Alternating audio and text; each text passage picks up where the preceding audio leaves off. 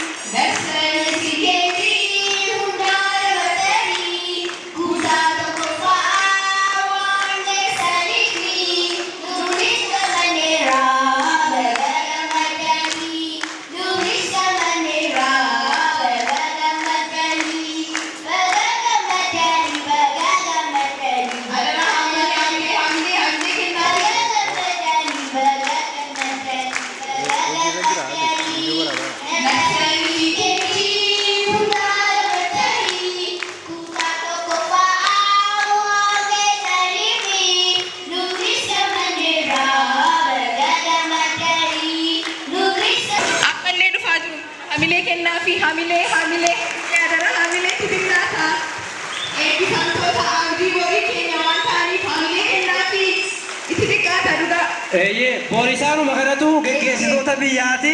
Borisaanu makanatu saayintistiidha. Borisaanu makanatu injiineriidha. Garuu haamileen keessan baay'ee xixiqqaadha. Mee akka isaati. Tole.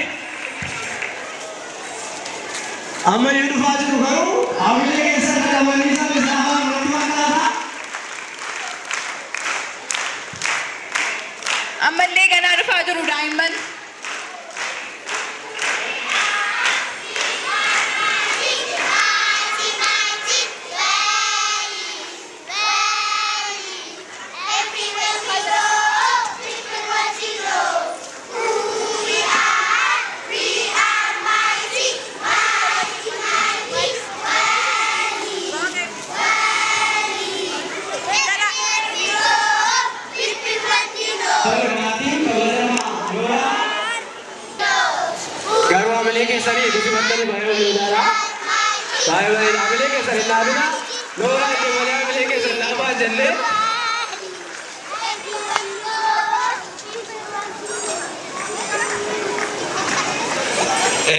Barsiisonni isaaniillee marsanii ni jiru. Warri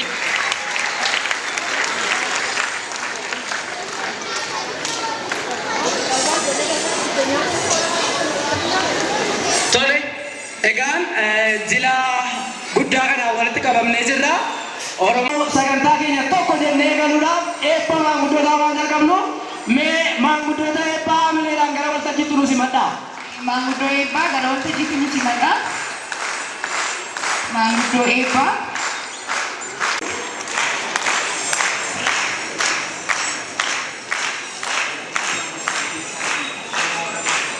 Akka dhiistan kabajaan isin gaafanna.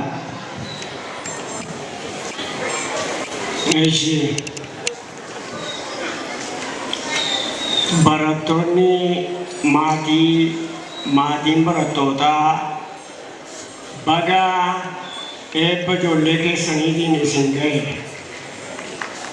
Waaqayyo barsiisotas warra ijoollee kana qaree iddoo kanatti darajaa kanaan isaan gahe Waaqayyo isaan eebbisu. Wallaalaa keenya immoo Waaqayyo nuuf haa guddisu. Yesus Kristos gooftaanii wallaalaa keenya kanaa wajjin ta'ee gufuu gufaata malee rifuu rifaata malee iddoo kanaan kan isaan gahe Waaqayyodha. Maqaan Waaqayyoo haa eebbifamu. Gooftaanii Yesus Kristos inni iddoo isaan kanaan gahe immoo ammas immoo darajaa guddaadhaan isaan haa ga'u. Astamaarota warra ijoollee kana qaree iddoo kanaan ga'es isaanii haa eebbisu. Maatiin ijoollee kanaas eebbifamaa. Ijoolleen keessanis haa eebbifamanii. wallaalaan keessan kun immoo baratee iddoo nagaa iddoo guddaa isiniif ga'u. Gooftaan hunduma keessanii wajjin haa ta'u. Waaqayyo ulfaataa kun iddoo ulfaataa kanaan nu ga'ee hunduma keenyaanis walitti kan nu ga'e Waaqayyoodha. Maqaan Waaqayyoo bara baraan eebbifamu. Gooftaan hunduma keessan eebbisu. Wallaalaa keessan hundumaa isiniif eebbisu. Gooftaan isinii wajjin haa ta'u. Ameen. Akkam jirtu? Maatiin barattootaa akkam jirtu? Barattoonni eebbiidhaaf dhuftan akkam jirtu? Baga Waaqayyoo guyyaa eebbaa barattoota keejii sadaffaa gara kutaa tokkoffaatti darbaniin eebba kanaan baga Waaqayyoo isin ga'e. Maqaan Gooftaa Yesuus Kiristoos haa eebbifamu. Inni guyyaa kana isiniif laate, inni guyyaa kana barattoota keenyaaf laate, hunduma keenyaaf laate Waaqayyo bara baraan haa eebbifamu. Isinis baga Waaqayyoo dhaloota kana ijoollee kana isiniif laate. Baga isiniinis Waaqayyo irra jiraachise. Akka isin barsiifattan, akka isin mana barumsaa kana galfattan, akka isin dandeessanii irra jiraattan, inni isin taasise Waaqayyo Gooftaan bara baraan haa eebbifamu. Carraa nuu kenne kana Gooftaan bara baraan haa galateeffamu. Ammas barsiisonni ijoollee kana keejii tokkoffaa hanga keejii sadaffaatti itti dadhabanii barsiisanii kunuunsanii guyyaa irraatiin akka isheen gara kutaa tokkoffaatti dabartu kan taasise Waaqayyo barsiisota keenyaa nuuf haa eebbisu. Maatii barattoota keenyaas haa eebbisu. Barattoota keenyas haa eebbisu. Kabajamtoota gaaraa dhufan kabajaa ijoollee keejii sadaffaa kanaaf kabachiisuudhaaf dhufan kanas Waaqayyo baga nagaadhaan isin isaan ga'e. Inni nagaadhaan isaan ga'e nagaadhaan deebisee gara mana isaaniitti isaan galchu. Ayyaanni kun ayyaana eebbaa, kabajni kun kabaja eebbaa, ulfina eebbaa kan galataa, kan ulfinaa, kan miidhaginaa, kan kabajaa haa ta'u. Iddoo kana dhaabatanii warri geggeessan Waaqayyo isaan eebbisu.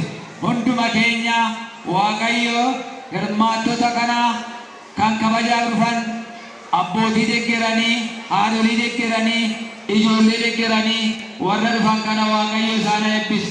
Inni nagaadhaan isaan ga'e nagaadhaan si deebisee bara mana isaaniitti isaan galchu. Gooftaan keenya haa eebbifamu jedha.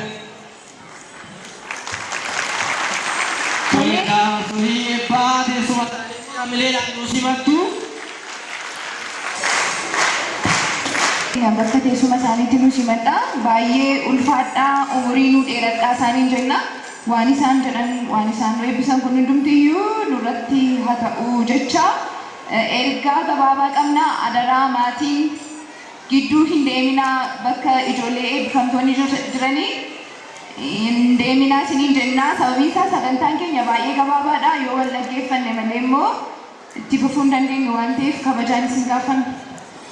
Tole akkuma amma jedhame maatiin iddoo keessan qabatanii nu teessu. Sababiin isaas iddoon nuyi jirru kun hin argama. Garuu achi dhaabachaa jirtanii gidduu warri gidduullee iddoo qabatanii nu dhaabattu.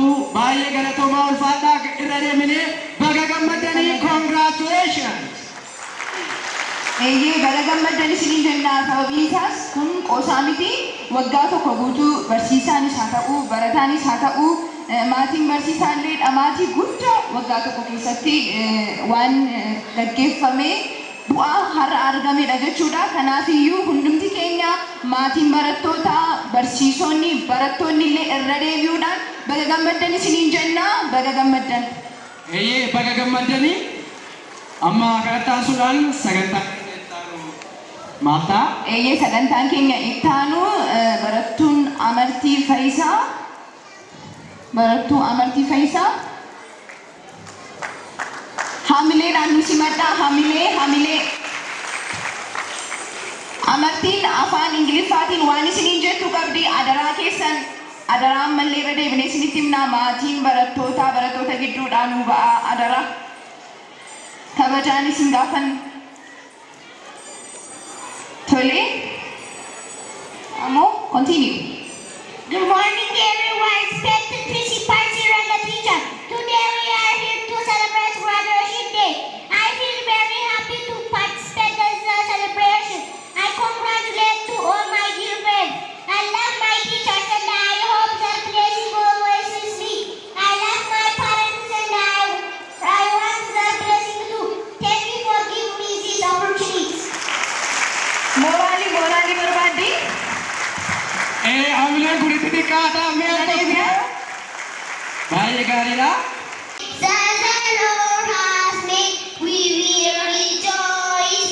We will rejoice. In glad in the Lord has made, we will rejoice. In glad This is the day, hey. This is the day, hey. That the Lord has made. That the Lord has made. We will rejoice. We will rejoice. This is the day that the Lord has made. We will rejoice and be glad in it. This is the day, hey. This is the day. Jalasaanoti aamileen jiru garuu eeyyee baay'ee namatti tolu ammas yerootti deemanii taa'ani waan ta'eef mee abaaboo keessaa fudhadhaa.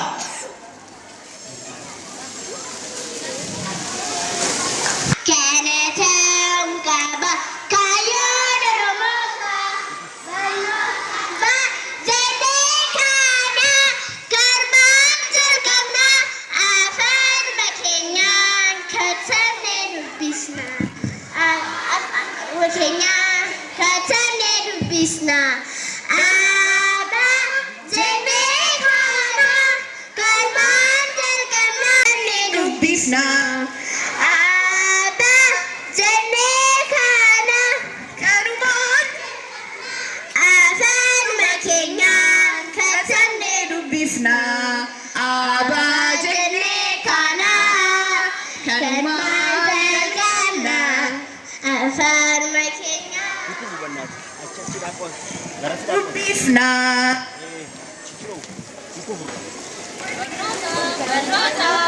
Achilan Bantiifi warra sana ku.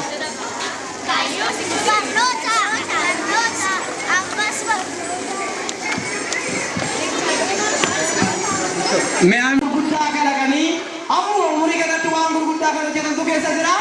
Bor immoo biyya kanaaf baay'ee kan abdachiisanna. Maatiin immoo haamilee kennuufiin barbaachisaadha. Haamilee isa kana caalaayyuu manatti jabeessuudhaan qayyabachiisuudhaan akkuma kanaan duratti dadhabaa turtan akka itti dadhabasumaan dhaamsa barsiisota isaanii dhaamsa mana barumsaa isinii dabarsina jechuudha.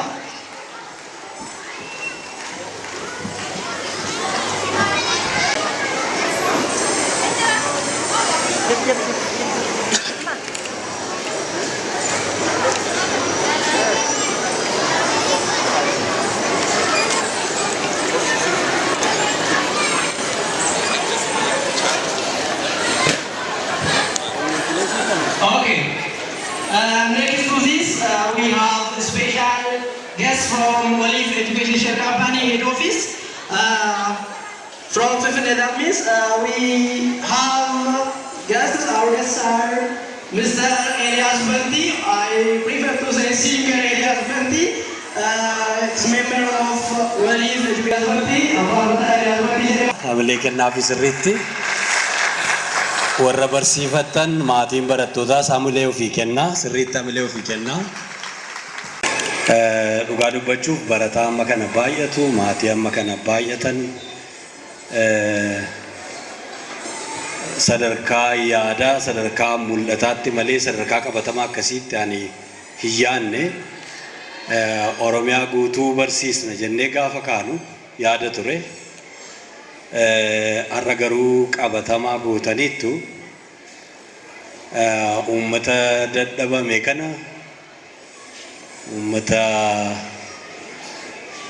ummata caale kana ummata mo'e kana ummata ammayyuu itti fufee baratu kana ummata ammayyuu itti fufee barsiifatu kanaaf wanta jedhamutu wallaalamaa mee hamilee ofii kennaa dhugaa dubbachuudhaaf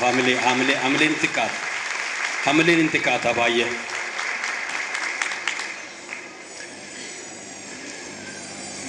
kabajamtoota koree gamtaa maatii, kabajamtoota hojjetoota mana barumsaa waliif, kabajamtoota eebbifamtoota guyyaa har'aa, kabajamtoota maatii barattootaa, kabajamtoota sektaroota mootummaa garaa garaarraa asitti argamtan, kabajamtoota dhaabbilee garaa garaa mootummaaf miti mootummaarraa dhuftan keessaayyuu Dr. Zallaqaa Tashoomaa kabajamoo Wallaggaa Yuunivarsiitiirraa nu gidduutti argaman, kabajamtoota hirmaattota eebba guyyaa har'aa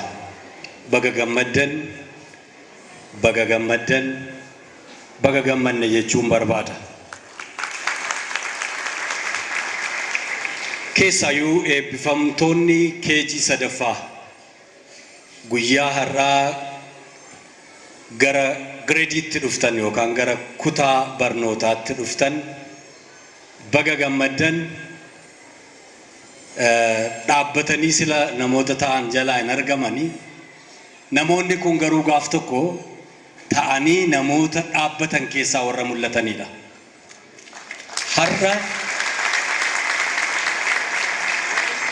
Har'a ta'anii dhaabbatanii namoota ta'aa jirtan kana hiixannee ilaalaa turre hin argamanii, gaaf tokko garuu ta'anii ciisanii yookaan immoo seenaa hojjetanii du'anii boolla keessa ta'anii namoota dhaabbatan namoota jiranii olitti warra hojjaan isaanii dheeratu mul'atan argaman waan ta'aniif hamilee naa kennaa fi eebbifamtootaaf.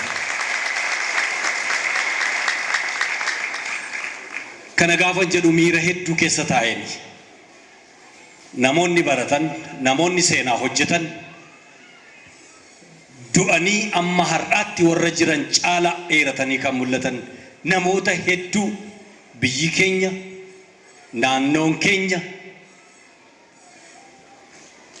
namoota hedduu waamti ol baaste warra jiran caalanii kan argaman. Kanaaf hamileen keessan itti xiqqaata barattoota kanatti.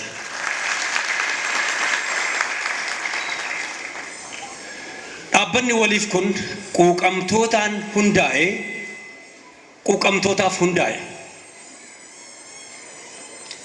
Uummata gonkumaayyuu akka inni hin baranne, qubee akka inni hin lakkoofne, uummata gonkumaayyuu dinagdeensaa akka hin tarkaanfanne ittifame, uummata hojjetachuu miti jiraachuurraa ittifameef maal gochuutu nurra jira jenneetu namoota 2-3 hin caalle taanee yeroo mari'annetu ture.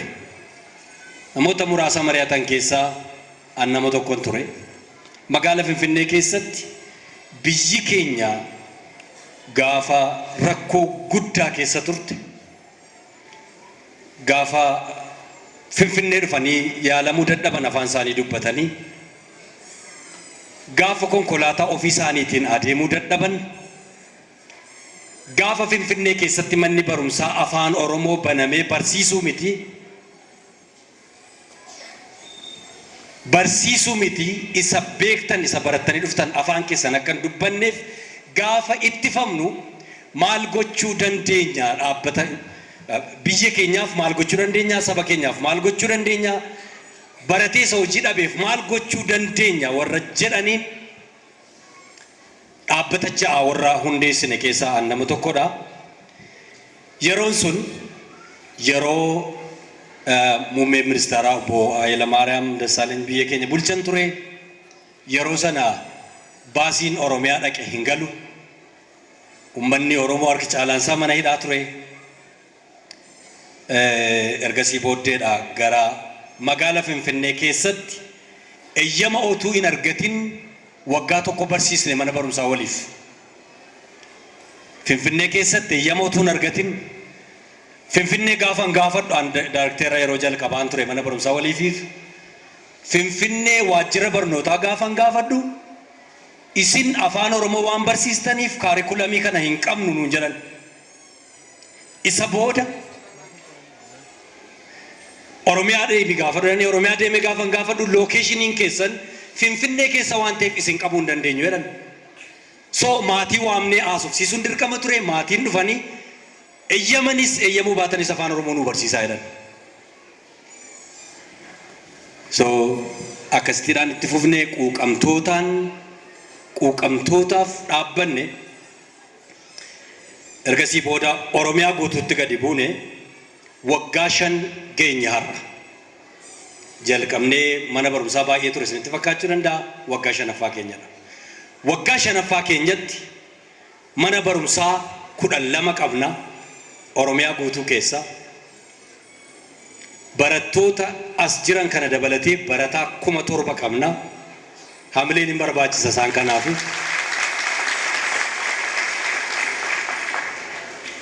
Hojjetoota ji'aan miindaan isaaniif kaffalamu nama 500 hojjetaa 500 qabna har'a.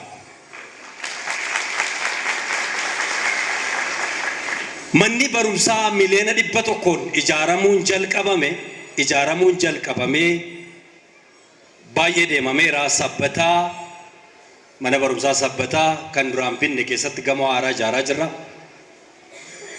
Baatu yookaan naannoo Zuwaay iddoo jedhamutti mana barumsaa ijaarsi jalqabameera. Shaakkisootti manni barumsaa jalqabameera. Ambootti manni barumsaa ijaaruun jalqabameera. Kun miliyoona 100 piroojeektii hojiirra jirudha. Kan bitame Sabbataatti mana barumsaa guddaatu bitame. Barataasaaf sarvisiisaa wajjin kan bitame barataa hedduu kan qabu Sabbataarraa mana barumsaa guddaa qabna. Bulee Horaati kolleejjiin yookaan yuunivarsiitiin keessatti kan barsiifamaa ture bitannee kan keenya keessatti barsiisaa jirra. Naqamteerraa kan keenya binnee keessatti barsiisaa jirra. Inni kun isa sin beektanidha. Gara fuula duraatti ijaaruudhaaf nu harka ga'ee kan jiru laga Xaafuu laga Daadhiitti mana barumsaa ijaaruudhaaf qophiin hundumtuu xumurameera. Jimmatti ijaaruuf Asallaatti, Bulee Horaatti, Buraayyuutti, Beddelleetti ijaaruudhaaf qophiin hundumtuu xumurameera. Yeroo gabaabaa kana keessatti manni barumsaa kun hojii gurguddaa hamma kana ga'u hojjeteera. Dhaabbileen Waliif akkuma isin beektan dhaabbata 8tu jira. 8 tokkoyyuu utuu nafin hojii keessa jiru. Manni barumsaa kun waan isin jala murtanii qabachuu qabdan yookaan beekuu qabdan manni barumsaa keenya kan nama tokkoo miti. Kan nama 2 yookaan kan nama 3 miti. Yoo aksiyoona qabaatan har'a mucaa keessan itti barsiifattanii bor immoo bu'aasaa kan irraa hirmaattan achumaan immoo mucaan keessan kan dhaalu mana barumsaa ofii keessaniiti.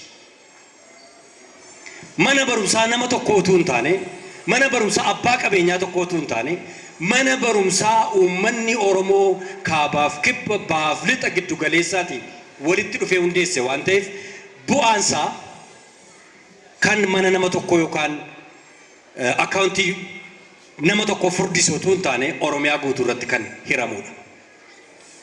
Kanaaf hundumti keessan mana barumsaa keessan jabeeffachuudhaaf, barattoota keessan jabeeffachuudhaaf, hojii keessan cimsachuudhaaf isa jalqabaa miseensa dhaabbata kanaa ta'uun dhaloota boriif ofii keessan jireenya gaafa dulloomtaniif yookaan immoo gaafa ijoollee keessan dhiistanii addunyaa kanarraa deemtaniif qabeenya kaa'uudha. Sababii kanaaf hundumti keessan har'a wanti isin afeeru mana barumsaa kana miseensa ta'uun yeroo gabaabaa duwwaatu sinaf. Kana booddee miseensa mana barumsaa kana ta'uu hin dandeessan. Abbootiin aksiyoonaa Dr. Zallaqee fa'aa dabalatee namni baay'een akkasiin as keessa jirtan quba qaba. maatiin barattootaa hamma humna keessanii aksiyoona bitattanii mana barumsaa kana kan keessan akka gootaniif afeerraan isinii godha. Kanaaf yeroo gabaabaa keessatti hojii gurguddaa amma kanaa kan hojjenne wanti isin galateeffatin hin darbine barataan Naqamtee hin jiru barataa mana barumsaa 5-6 keessa jiru caala. Kun maal nutti argisiisa? Uummata barachuu jaallatuuf uummata barsiifachuu jaallatu akkasin taatan argineerra.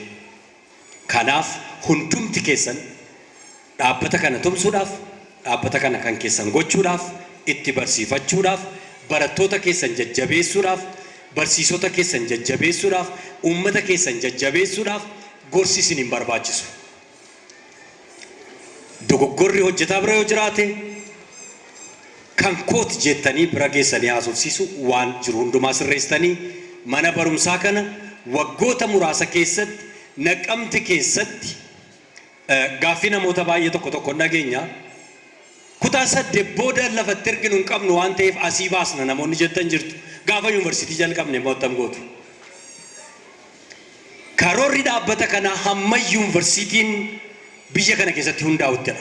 Sababii kanaaf kutaa 9 nu gaafattu garuu qophiin keenya kan yuunivarsiitiiti. Sanaa ol jirra waan ta'eef shakkii tokko akkasin hin qabaanne jala mureensi nu hubachiisuu barbaada. Yoom jalqabna isa jedhuu fi namni miilla tokko mucaan dhaabattee miilla tokko fuute isa lammaffaa akka itti dabaltu ammas sana akka dabaltu hin shakkina. Adeemsa jalqabneerraa adeemsi keenya kun mammaaksa tokkotu jira. Surreen fiigaa hidhatan fiigaa namarraa buutii jedhu. Kanaaf fiigichaan amma kutaa 12tti yoo jalqabne maqaa keenyaafis hojii keenyaafis gaarii miti. Sababii kanaaf wanti nu itti adeemaa jirru yeroo itti aanu keessatti mana barumsaa hamma kutaa 12tti 12 hamma yuunivarsiitiitti itti adeemaa waan jirruuf obsaan walii wajjin akka deemnuuf mana barumsaa keessan akka jajjabeessitan barattoota keessaniif hojjettoota keessan akka jajjabeessitan maatii barattoota nu biraa qaban akka jajjabeessitan kabajaan isin gaafadha. Ulfaadhaan baay'ee galatoomaa.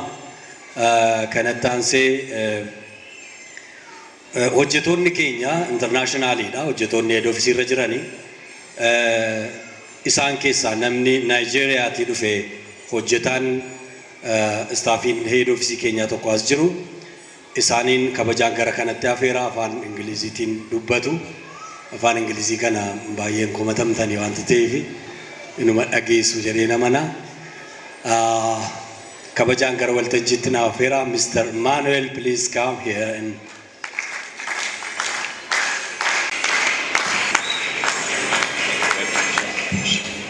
I say wow because really the kids really wowed me, you know. They made me feel welcomed even by the language they used in communicating with us. I was not expecting to this magnitude the way they conduct themselves, and you could all acknowledge she spoke pretty fluently with English, which is one of our drive in this educational system, to not only teach the kids in the Afan Oromo language, but also to arm them with the international language medium of communication. So it's something to applaud, something to appreciate. So I'm really, really impressed with the kids. So I want us to give a round of applause once more for the KG. Thank you very much. And for all the KG tutors in the building, I want to say thank you very much. Thank you, thank you. You've been noticed, and I bet you I'm going to communicate everything I've seen today in the head office. So not to take much of your time, because I believe we are running on a schedule. My name is Mr. O.J. Emmanuel. I am the HR manager, as well as the monitoring and evaluation manager in Waliif at the head office, senior management member also. So I'm here today to enjoy this ceremony with you, and it's a great privilege to stand before you, to address you, and to appreciate you as a parent. we could not forget our parents. If you're a parent in the house, please just wave.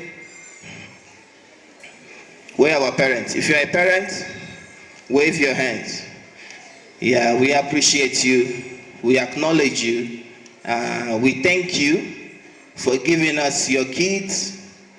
They said if you want to steal the heart of a man or a woman, take their kids away from them. Then you've stolen their heart. So you trust us with your kids, and I bet you are doing a very fine work with that. We call them our kids also, is the language we use in Waliif. We say our children. When we talk in the head office, when we talk with the management team, we address it as our children, because we know your kids are our kids, and our kids is our community. So thank you very much for that. To officially welcome the esteemed distinguished guests, pupils, ladies and gentlemen, I salute you all. I say Akam G2. G2. Please, I'm trying as much as possible to synchronize myself or to familiar myself with your language, which is a beautiful language. And I bet I'm going to, when next I come before you, I will be able to do more than just salute you in the language. Thank you very much. It is a heartfelt gratitude that I stand before you at this day, that you as a parent have the privilege to evaluate us as an institution which you have given the job and the mandate to nurture your kids and to bring the best out of them. So today is a privileged day for the parents to see how much we are working, how far we have gone, where we are, and where we are heading to. I believe Mr. Eeliyaas have said a lot about the statistics, numbers, and about progress, about structure, and about management. So I'm not going to take much of our time, because I believe it's going to be a great day and a very busy one. But I want you to know something. We in Waliif Education Share Company, we are a people that are focused, and you can see that part of us even from the kids and the way they compose themselves. We are a people with a strategy, we are a people with a vision, we are a people with a direction, and I bet you your kids are going to have the same trend in them as they grow up and as they pass and walk through our Chinas. So I want to say once more, thank you for this privilege, and without much further ado, I will allow the program to run. So, Galatoma, thank you. Baga gammadan. Bagattiin siin ga'es.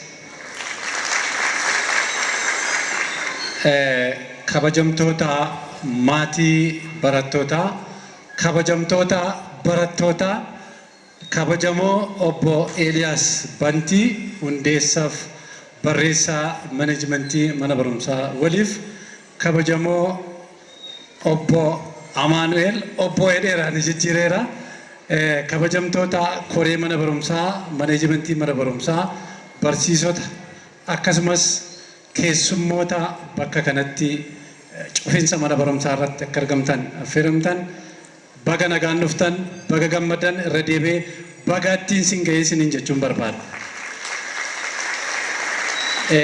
Akkasuma carraa kan argadhee cufiinsa mana barumsaa irratti waa'ee mana barumsaa, waa'ee barumsaas haasaa gabaabduu akkaan godhuudhaaf carraa naa kennameef Waliif barnoota waldaa barnoota Waliif galateeffachuun barbaada. Waliifiinis akkasumas galateeffachuun barbaada. Maaliif barnoota irratti kan hojjetamu. Mee waraabbii afaan Ingiliffarraa beektonni jedhan irraan jalqaba haasaa koo.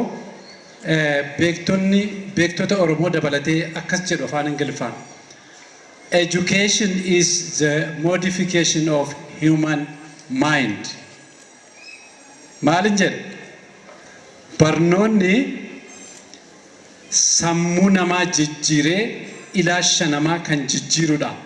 Jechaa jechatti yoon eekuudhaa baadhee, education is the modification of human mind. Isa kana kan Waliif hojjechaa jiru. Keessumaa barumsi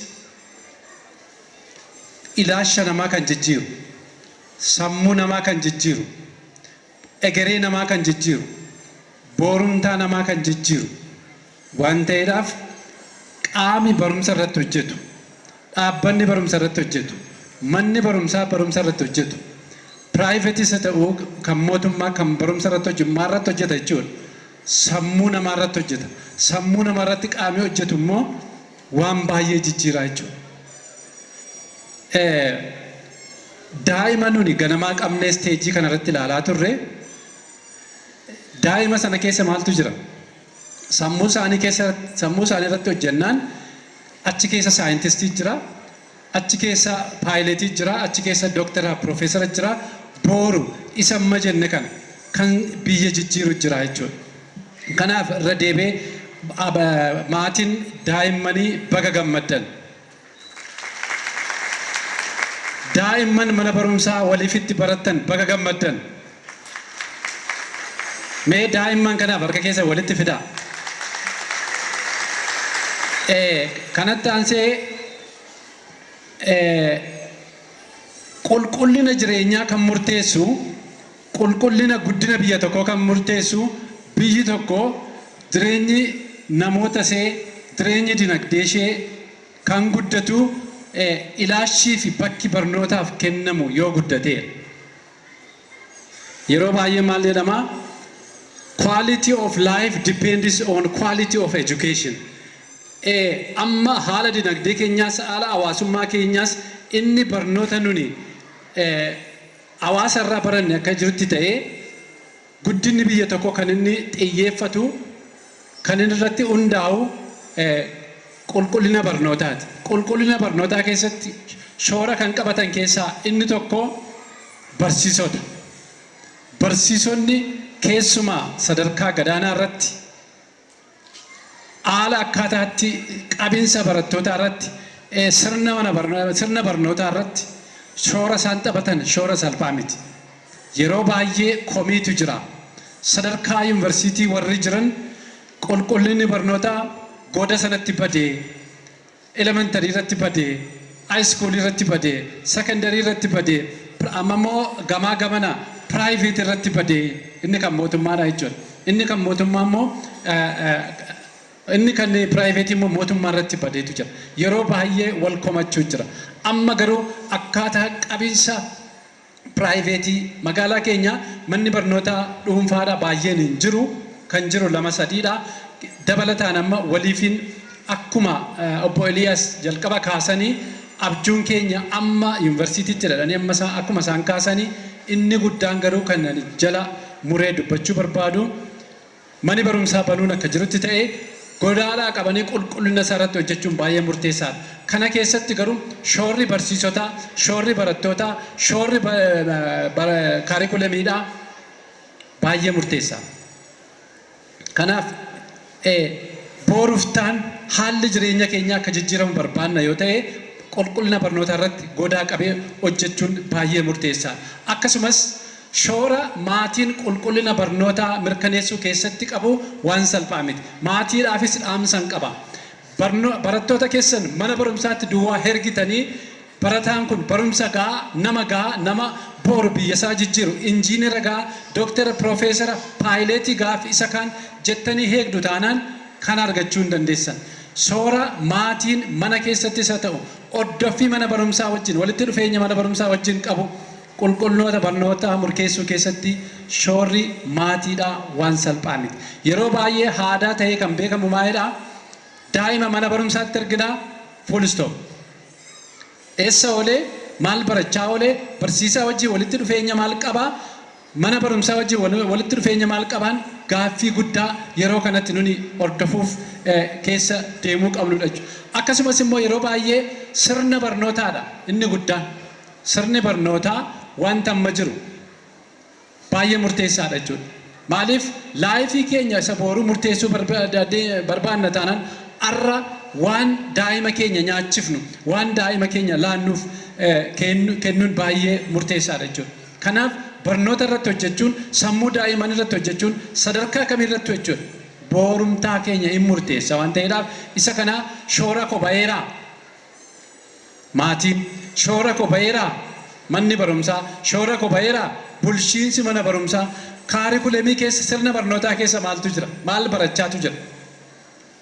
isa eenyu booceen barsiisaa jira. Adaraatu nurra jira.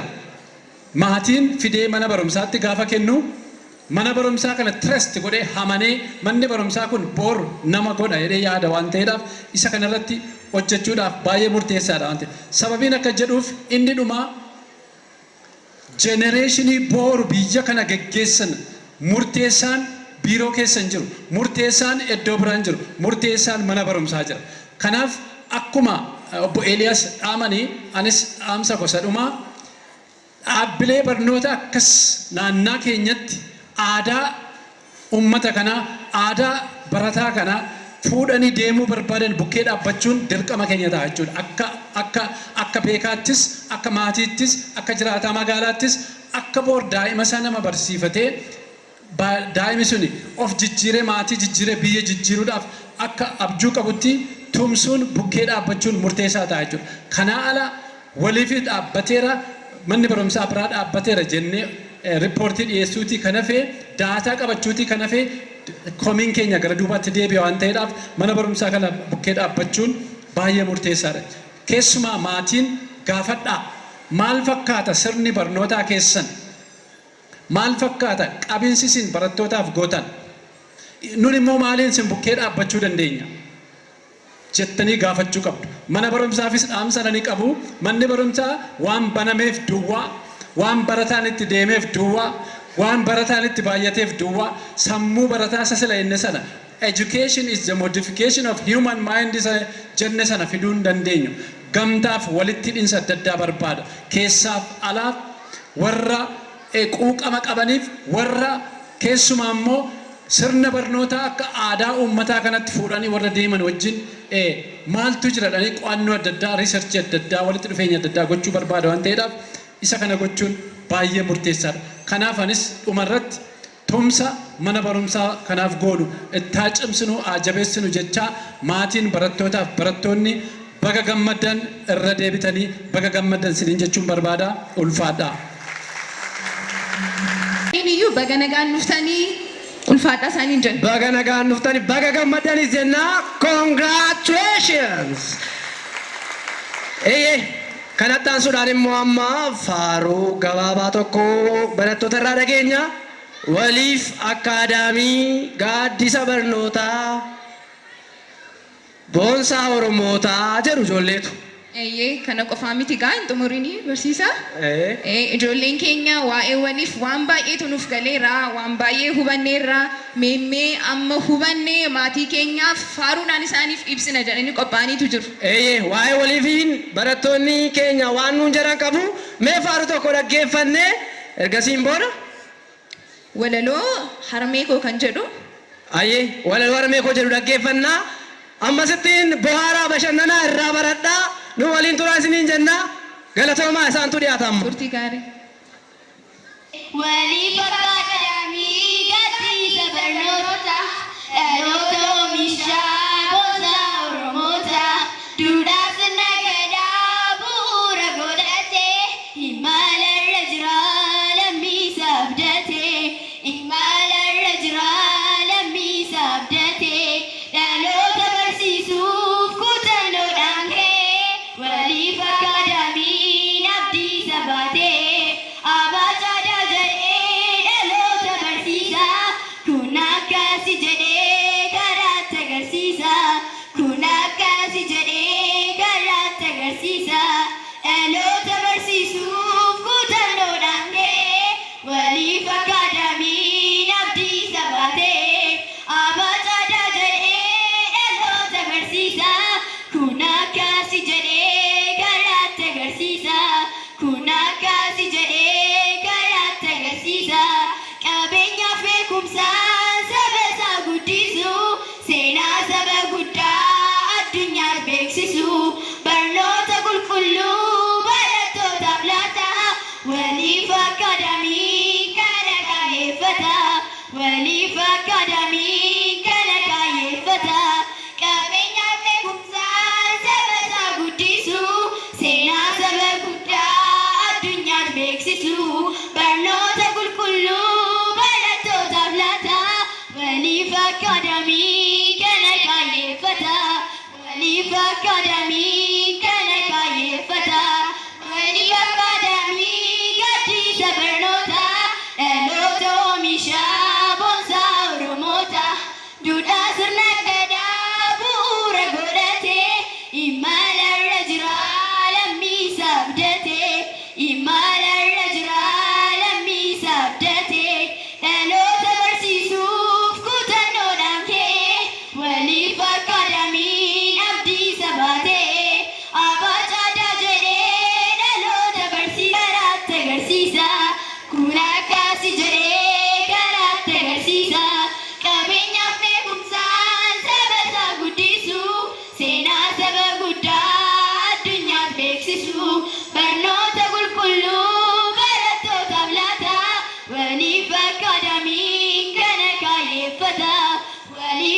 Akkaadaamiin kana gaaleeffata waldaa aksiyoona barnootaa walii yooyaa Kutaa walii wayyaa. Hamileen hin jiru. Hamileen hin jiru. Injiru hamileen keessan barattoonni kuni yooyaa Kutaa walii wayyaa isinii jedhaniiru abbootii aksiyoonaa kan hin taane yoo jiraattanii manneen barnootaa keenya quunnamuudhaan sheerii bitachuu dandeessu. Kutaa walii wayyaa isinii jedhanii sirra deebine. Warri dhuftan marii akkam nagaa jirtu hundumti keessanii akkam nagaa jirtu hundumti keessanii. Waxabajji geessee walitti sassaabdee firii waggaa guutuu kan dhuftan fudhachuuf barattoonni keenyas baga nagaan dhuftan barattoonni keenyas baga nagaan dhuftan. Ergaa xiqqoon qabaa walaloon miidhagse yoos ni tole kolfuudhaan taphadhaa hamilee kennummoo tasan dagatina mata duree walaloo koo harmee koo imimmaannoodha yeroon si ilaalu waa'ee kee yoo yaadu taa'ee yoon xiinxalu akka durii miti har'a yoonaaf galu dhuguma dhugaatii wanti siin madaalu addunyaarra hin jiru jiraatu siin madaalu deessee haadha dhiiraa giiftii haadha gootaa guddistuu gorsituu haadha dargaggootaa hayyoo haadha firaa fakkeenya jannataa dungoo gaafa dukkanaa da'oo gaafa rakkoo didaa gaafa xiiqii golgaa gaafa roorroo deessee haadha qaree harmee haadha qeerroo qulqulluu taliilaa kan hin beekne dhabaa beektokko yaa qaroo ati barkennaadha waaqarraa naaf dhufte lubbuu kiyyaaf jedhee rabbi siinaaf kenne kennaa gatii hin qabne warqii gatii guddaa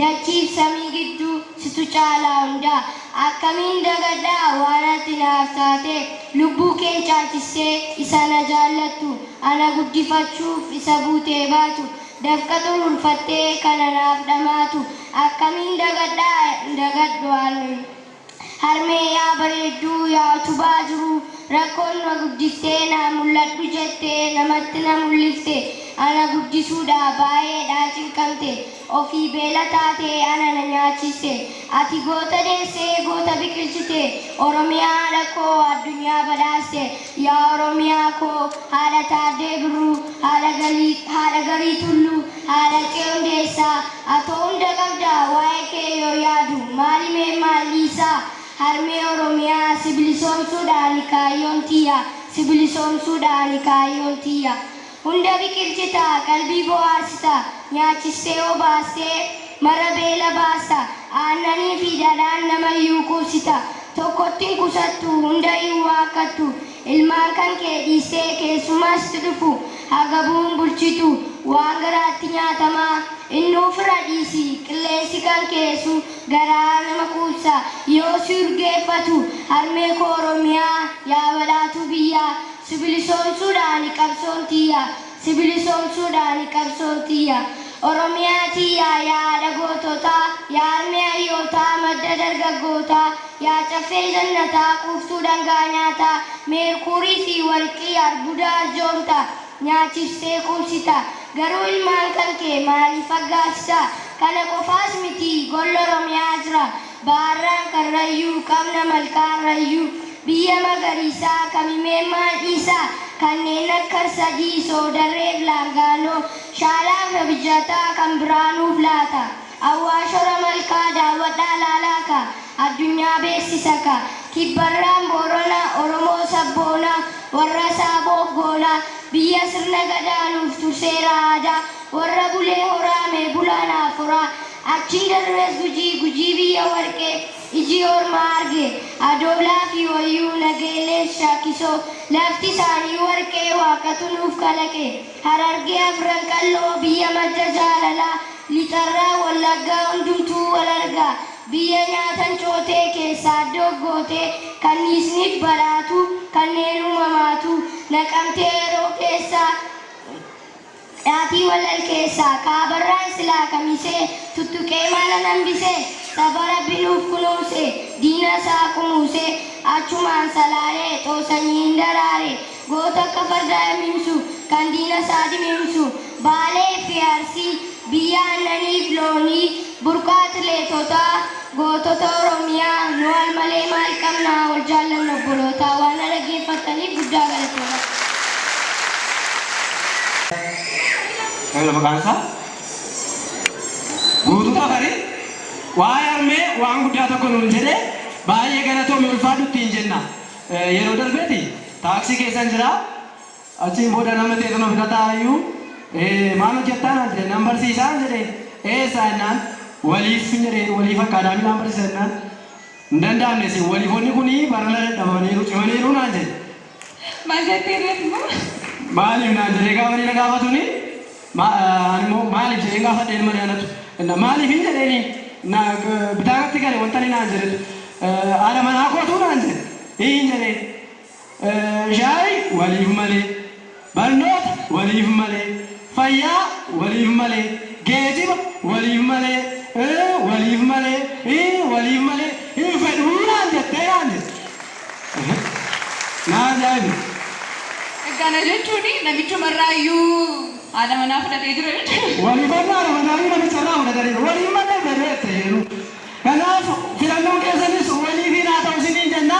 Dhaabbilee waliif akkuma silaa obbo Eeliyaas ibsanii dhaabbilee gara 8ti. Dhaabbileen 8 kun immoo dhiyeessii garaagaraa waliin ta'uudhaan kan hojjetan waan ta'eef waliifitti fayyadamaa tajaajila qulqulluu irraa argatu isiniin jenna. Waliifiin gaa walumaan waliif waan jedhu wal of keessaa qaba. Kanaaf waliin wayyaa kan jennuufis akka barnootaatti kanaafidha jechuudha. Egaa waa'ee waliif kana jennee xumuruu hin dandeenyu ganaa waan fagoo waan maatiin eegu biyyi eegu Oromoo hundi waan eegu waan baay'eetu jira. Galma sana immoo keenya jedhee abdii guddaa qaba. Tolee kanatti aansuudhaan afaan Ingiliffaatiin anillee waa'ee waliif kana waan jedhuun qaba. Barataan KG3 yookiin gulantaa sadaffaa as nu gidduu jira. Boonsaa Alamaayyoo gara waltajjiitti nu simata. Boonsaa asitti nu simata. Good morning everyone. My name is Boonsaa Alamaayyoo from KG. I join each and every of my school exams. I feel that eating time, playing time, resting time, reading time, and restoration parent. Celebrating festival like Sports Day, Culture Day, and Workers Day. Today's celebration taught me everything. I enjoyed with my friends and learned many new things. Waliif Akkadaamii, which is vision of this generation. Thank you so much. Tinnata dabalaa fi faamilee miti tinnata. Inni amma isaaf galee waa'ee waliif hubatee jira jechuudha. Hundumti keenya daa'imman qabnu naannoo keenya illee daa'imman jiranii dhufanii galma'anii barnoota qulqullina qabu haa fudhatanii jechuun ergaa mana barumsaa Waliif Akkadaamii yommuu ta'u kanatti aansuudhaan qophiin keenya maal ta'a? Qophiin keenya kanatti aansuudhaan barataa milkeessaa baatee seenaa gabaabduu kan ergaa guddaa of keessaa qabu tokko innis afaan Ingiliziitiin nu dhiyeessa. Milkeessaa baatee gara asitti naasimattu. Milkeessaa baatee from Waliif Akkadaamii. Naqamtee branch 2. I'm the grade 1 student. Today I will try to present some story which are best lesson and I'm very happy to get this chance. Many years ago, a farmer and his 6 sons lived in a village about 12 kilometers from Naqamtee. This village is found in the Daawwadhaa specific area Gammachis Qabale. The farmer whose name was Gurmesa was unhappy. His sons refused to work. Every day Gurmesa went out to his fields, but his sons stayed at home. They slept until the middle of the morning. Sometimes they went to visit a neighbor. They wanted to spend money, but they didn't want to earn money. Gurmesa was an old man. One day he became ill. He lay in his bed thinking about his farm. The fields were ready for plowing. The rains were going to begin in a few weeks. Gurmesa was too weak to plow the fields himself. His sons were too lazy to do the work. Gurmesa was unhappy. The doctor from clinic came to examine Gurmesa. After the examination, he looked at the doctor. The doctor told him that his illness was serious. Gurmesa knew that he was going to die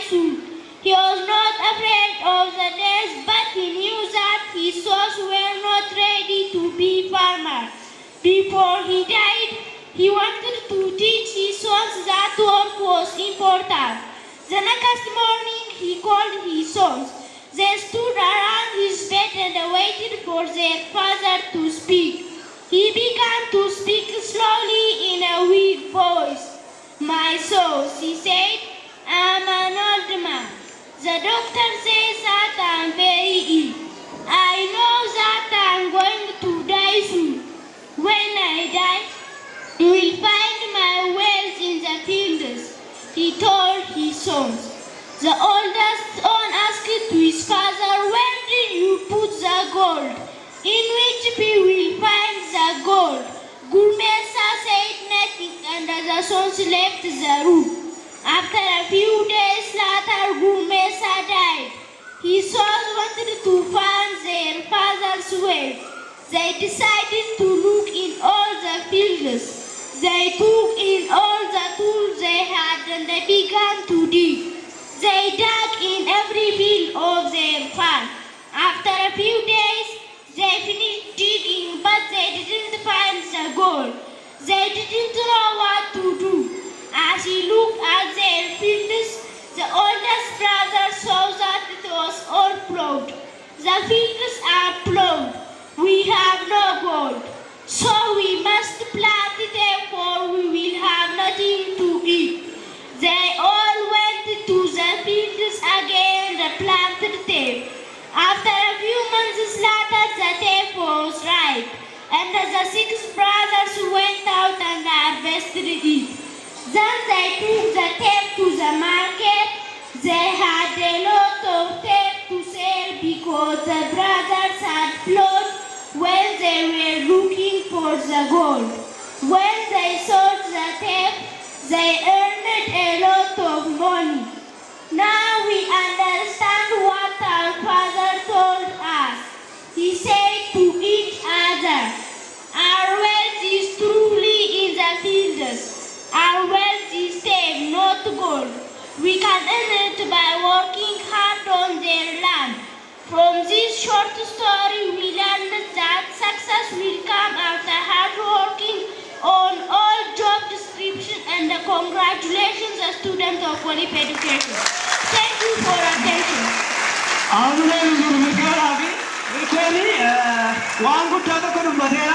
Our wealth is not gold. He said our wealth is tape. If we work hard, our wealth is in working hard. He said. Kanaaf mee amne keessa milkeessa afsee tokko dabalati. Waan milkeessa waan baay'ee jedhamuu danda'a garuu yeroo nan ga'u milkeessaan barataa kutaa tokkooti. Barataa kutaa tokko ta'ee wantoota inni mucaa kennaa addaa qabu jechuudha barbaadeni. Amma wanta mana keessatti kun baay'ee nama ajaa'ibaa. Egaa milkeessaan barataa kanaleedha. Gama mana barumsaa keenyaatiin entertainmentii keessatti baay'ee barataa hojjechaa jiru jechuudha. Baay'ee galateeffannaa. Ulfaadhuu guddadhu iddoo mul'ata keetii kan ittiin jenna. Kana jennaani garuu waan dagatti agarsiisa. Nuun barataa akka milkeessaa kana milkeessaa qofa osoo hin taane baay'ee qabnaa jechuudha. Milkeessaa qofatu as ba'ee malee barataan akka milkeessaa danuudhaan lakkaa'amanii hin dhumani. Dhugumaan isinitti himaa danuu qabna. Milkeessaatu dabaree argatee wanta jiratti as ba'ee malee baay'ee danuudha sana. Oromiyaa guutuudhaa qabna. Naqamtee keessallee kan akka milkeessaa hedduu akka qabnu saampiliidhaan isinitti gadi baasne jechuudha. Dandakatti fakkaata. Kanatti aansuudhaan immoo kanatti aansuudhaan gabaasa waliigalaa akka mana barumsaa Waliif Akkaadaamiitti mana barumsaa Waliif Akkaadaamii lakkoofsa tokkoon Akkaadaamii baruu Haayilee gara waltajjiitti adeema. Gabaasa manni barnoota lamaan iddoo tokkotti karaa isaanii dhiyaataanii naannoo simaddaaka. Isaantu barsiisota barattoota karaa itti agarsiisee asiin ga'e waan ta'eef ulfaadhaa galatooma.